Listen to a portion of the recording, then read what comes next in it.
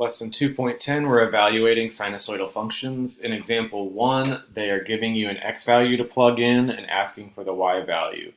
So f of 8 means they want you to plug in 8 for your input variable. So I'm rewriting the problem and putting 8 in the parentheses where the x was. And so you're going to do parentheses first.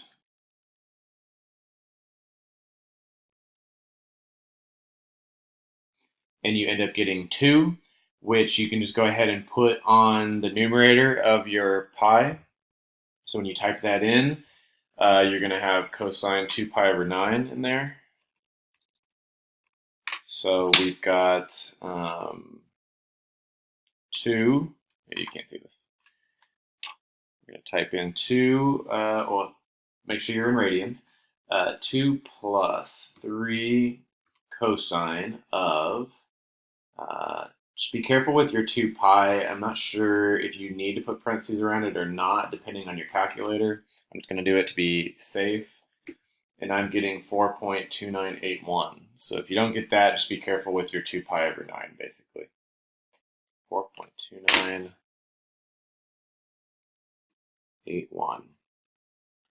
And, well, 298, because it said 3 decimal places. So that'd be your answer. Now, in example 2, they're asking for a different thing. Here they're asking for what are the x values that give you y equals 1.3. So you're going to plug in 1.3 for the f of x. So I'm going to write the problem as 1.3 equals 2 plus 3 cosine pi over 9 x minus 6. And we're going to solve for x. So the first thing you want to do is isolate your cosine function, isolate all that. So what we're going to do is subtract 2 from both sides to start. So you've got 1.3 minus 2, which is negative 0.7.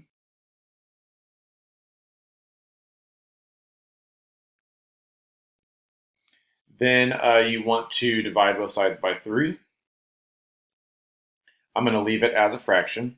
So I've got negative 0.7 thirds equals cosine of pi over 9 times x minus 6. I realized I'm writing too big. You were going to want to write small for this. Now, I've got cosine isolated. That was step 1. Step 2 is to do inverse cosine to the other side, to bring cosine over here. So you're going to have inverse cosine of that fraction.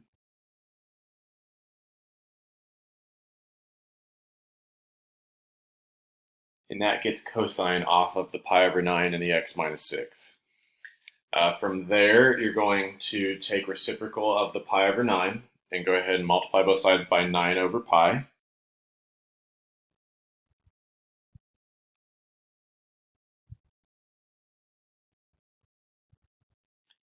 And finish isolating for x by adding 6 to both sides. And put that in front.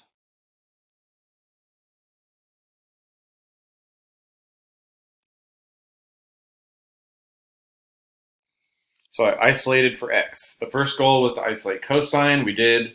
Then move cosine to the other side to isolate your x, and we did.